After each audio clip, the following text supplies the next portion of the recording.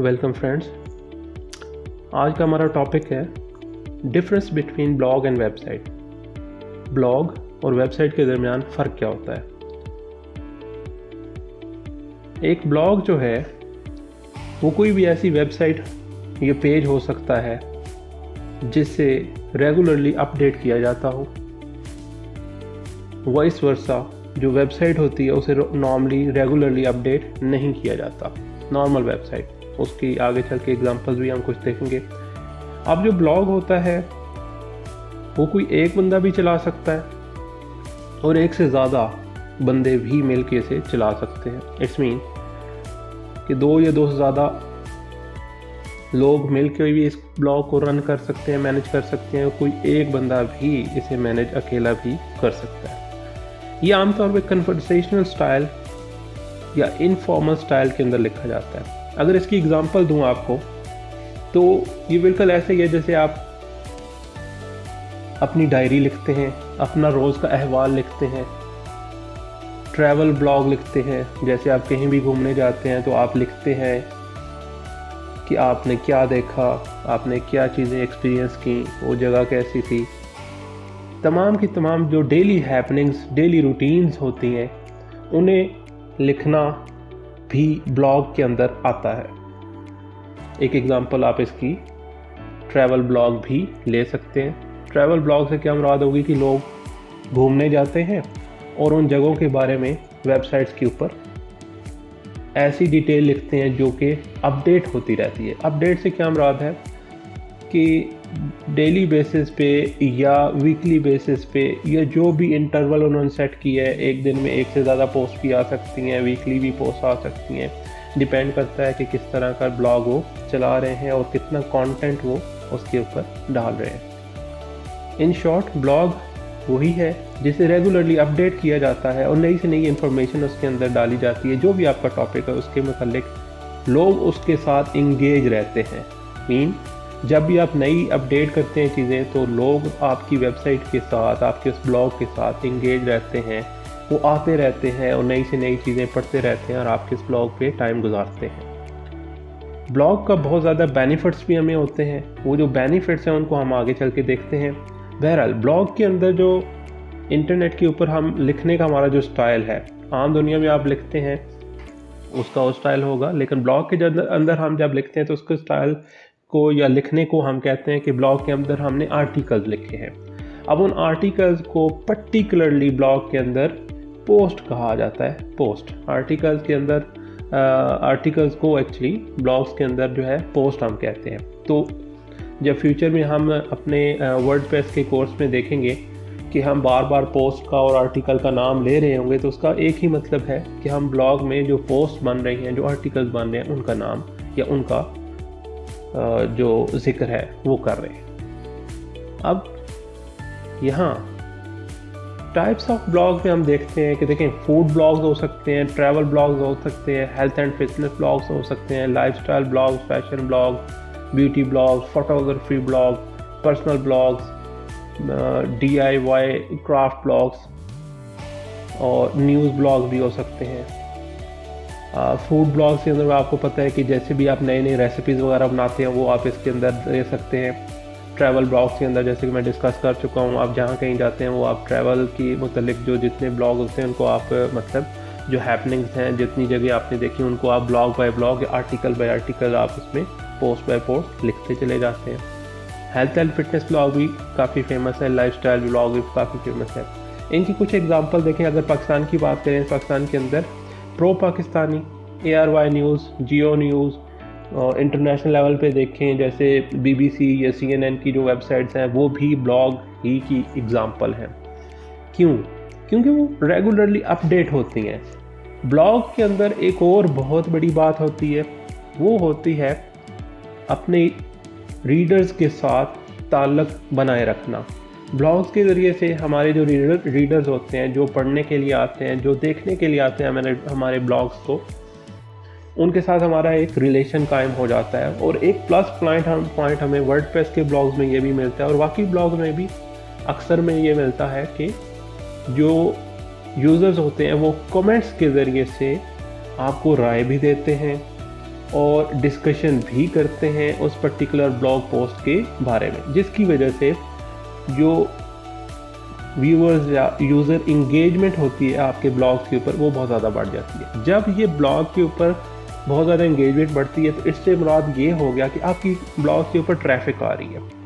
उस ट्रैफिक की वजह से इवेंचुअली आखिरकार आपको फ़ायदा ही होता है। क्यों? वो blogs most of the time, आजकल के दौर की बात कीजिए तो वो मोनेटाइज्ड होते हैं गूगल एडसेंस के ज़रिए से या एफिलिएट प्रोग्राम्स के ज़रिए से। एफिलिएट प्रोग्राम क्या होते हैं हम फ्यूचर में देखेंगे, बट एक छोटी सी एग्जांपल आपको बताता चलूँ। जैसे अमेज़न के प्रोडक्ट्स हैं और उन्हें आप अपने ब्लॉग्स के अंदर रिव्यू करते हैं या डिस्कस करते हैं और फिर उनका कोई लिंक वहाँ पे इस तरह का दे देते हैं कि लोग वहाँ पे क्लिक करें और अमेज़न की वेबसाइट पे चले जाएं और उस प्रोडक्ट को देखें और अगर उन्हें इंटरेस्टिंग लगे तो वो बाय करें। अगर वो प्रोडक्ट ख़रीदते हैं अमेज़न से तो क्योंकि वो आपके ब्लॉग से गए होते हैं, उस पर्टिकुलर लिंक को क्लिक करके गए होते हैं, तो वो एक एफिलिएट लिंक होता है, जिसकी वजह से जब भी वो प्रोडक्ट बिकता है, मीन उस ड्यू टाइम के अंदर जब भी वो प्रोडक्ट उस लिंक के ज़रिए से बिकता है, आपको एक certain amount of commission from that particular product आपको मिल जाता है। तो ब्लॉग हमें बहुत से फाइनेंशियल फ़ायदे भी देता है, तो ये बहुत इंपॉर्टेंट है। इसके साथ साथ ब्लॉग का एक और बेनिफिट भी है, उसको हम आगे इस नेक्स्ट स्लाइड में देखते हैं। देखें यहाँ पे कुछ ब्लॉग के बेनिफिट्स लिखे गए हैं, like it helps drive traffic to your website. मेरे हिसाब से ये बहुत बड़ा हमें फ़ायदा देता है। फॉर एग्जांपल एक कंपनी है, वो अपना एक नॉर्मल सी वेबसाइट चलाती है। जो वेबसाइट है उसके बारे में हम अभी देखेंगे कि उस वेबसाइट में क्या डिफरेंस होता है और या उसकी क्या क्या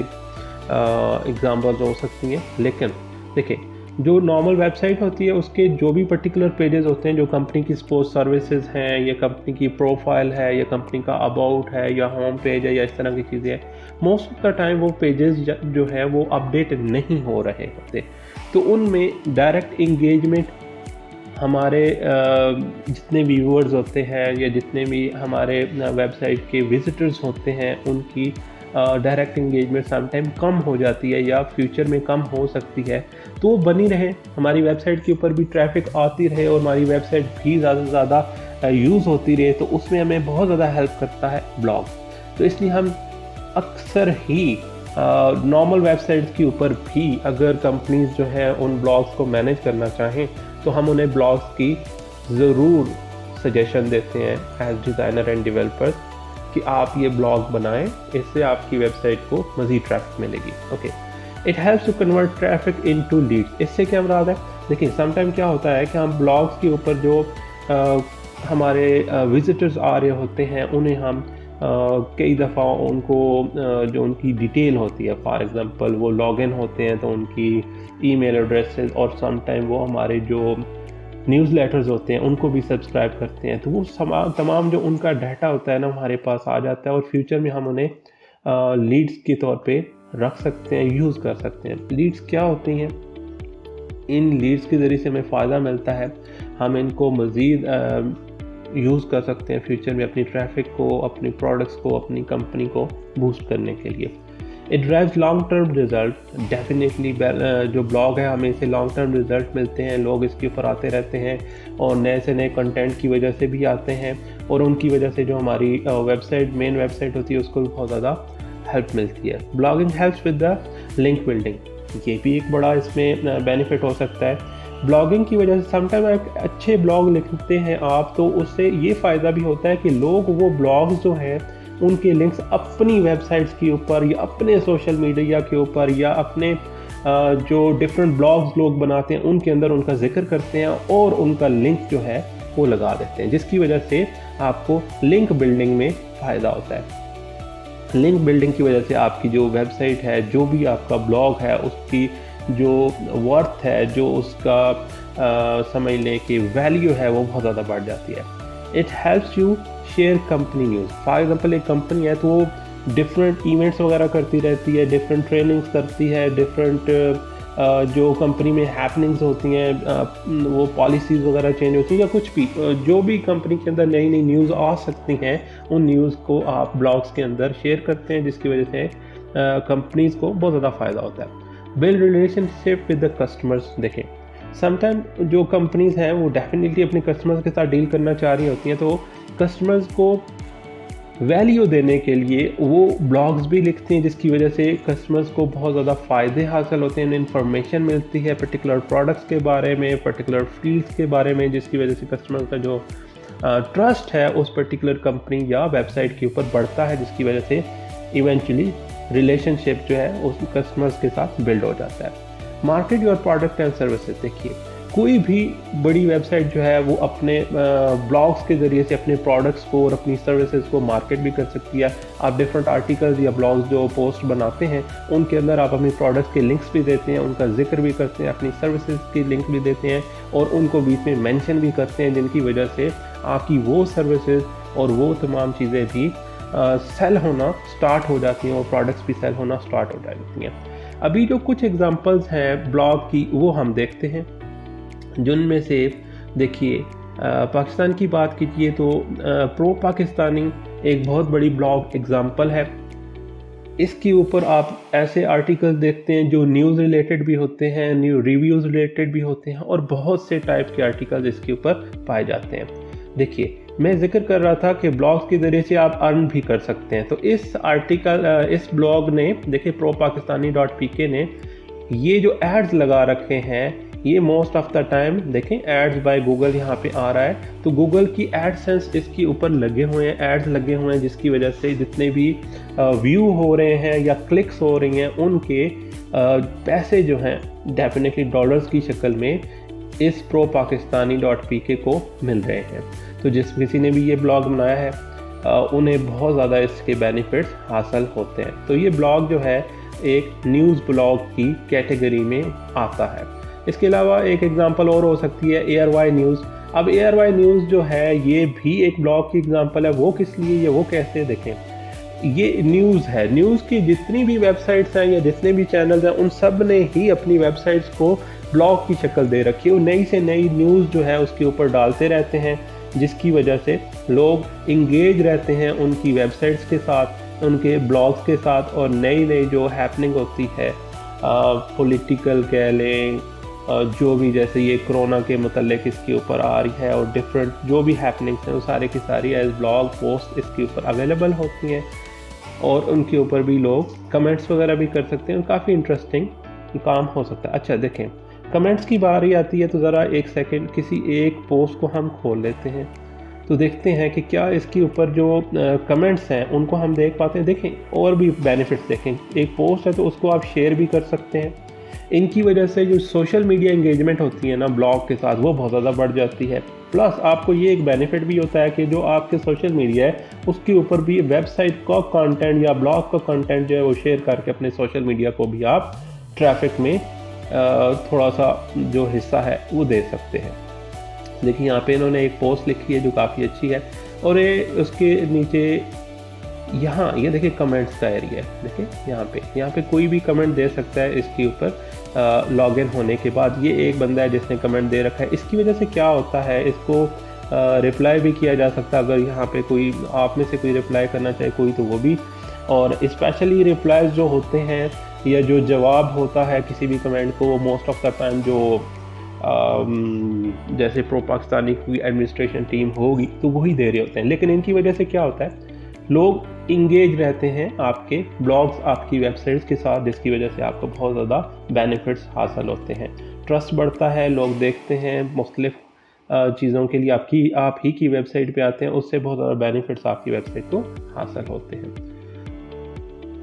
तो आपने देखा कि न्यूज़ वेबसाइट्स और जैसे ये प्रो पाकिस्तानी है इस तरह की, या प्रो पाकिस्तानी जो है ये कोई पर्टिकुलरली न्यूज़ चैनल नहीं है, ये एक आम बंदे ने एक वेबसाइट स्टार्ट की थी, एक ब्लॉग स्टार्ट किया था किसी वक्त पे और आज ये पाकिस्तान के अंदर बहुत ज़्यादा फेमस है। दुनिया में बेतहाशा और भी हैं जो कि फेमस है।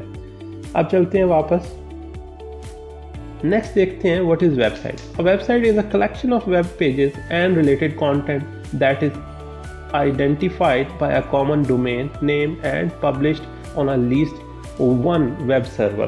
Example of notable websites are Google, Facebook and Amazon. पहले ज़रा इसको देख लें। A website is collection of web pages. एक वेबसाइट एक इस तरह का चीज़ होती है जिसके ऊपर डिफरेंट वेब पेजेस होते हैं। जैसे एक छोटी मोटी कंपनी की बात की जाए तो आमतौर पे जो कंपनीज होती हैं उनमें होम, अबाउट, सर्विसेज, कॉन्टैक्ट, इस तरह के पेजेस जो हैं मोस्ट कॉमनली आप देखते हैं। तो ये जो पेजेस हैं वही इस वेबसाइट को बना रहे होते हैं, मतलब उन्हीं के ज़रिए से तो ये एक वेबसाइट कहलाती है। ठीक है, तो ये वेबसाइट जो है किसी एक डोमेन पे होती है। डोमेन क्या होता है, जैसे कि google.com एक डोमेन है, facebook.com एक डोमेन है। जो लफ्ज़ है ना, सपोज .com, वो इसमें जो है वो डोमेन की शक्ल में हमें एक तरह की उसकी एग्जांपल मिल जाती है। फॉर एग्जांपल google.com ये एक डोमेन हो जाता है, facebook.com या amazon.com ये डोमेन्स होते हैं। ठीक है, इनके नेम्स को आप डोमेन नेम कहते हैं और उनकी अपनी एक्सटेंशन होती हैं, .com, .net, .pk and different extension होती हैं। सो वेबसाइट्स को आपने देखा, अब उनकी एक एग्जांपल देखें, जैसे कि google.com बजाते खुद दुनिया में बहुत बड़ी एग्जांपल है। facebook.com इसके ऊपर भी बहुत बड़ी एग्जांपल है। फेसबुक में भी बहुत सारे बेनिफिट्स हैं। फेसबुक वेबसाइट होने के साथ साथ एक ब्लॉग भी कह सकते हैं आप इसे। ये एक्चुअली सोशल मीडिया टाइप की वेबसाइट है जिसके ऊपर लोगों के साथ कम्युनिकेशन भी की जा सकती है, अपने प्रोडक्ट्स को फीचर भी किया जा सकता है और बहुत से बेनिफिट्स हैं जिन्हें हासिल किया जा सकता है। आप इधर एक प्रोफाइल भी बनाते हैं, उसके अलावा पेजेस बनाते हैं, उसके अलावा ग्रुप्स बनाते हैं, बहुत कुछ है जो आज फेसबुक के अंदर भी हो रहा है।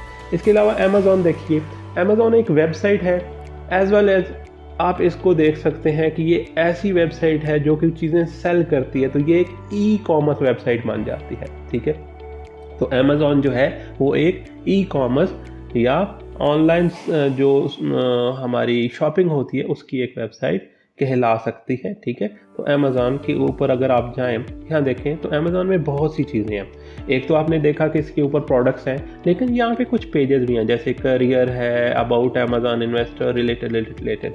ठीक है, तो ये जो है ये चीज़ें वेबसाइट में होती हैं। वेबसाइट में एक ब्लॉग भी हो सकता है, वेबसाइट के अंदर मुख्तलिफ स्टैटिक पेजेस होते हैं। पेजेस में जैसे कि हमने पहले ब्लॉग को डिस्कस करते वक्त देखा कि पेजेस जो वेबसाइट के होते हैं नॉर्मली वो ज़्यादा अपडेट नहीं होते। फॉर एग्जांपल एक कंपनी है और उसने अपने अबाउट में कुछ लिख रखा है, उन्होंने लिख रखा है कि वो क्या करते हैं, वो कब बने थे, उनकी हिस्ट्री क्या है, तो इसमें तो ज़्यादा चेंज नहीं आने वाला।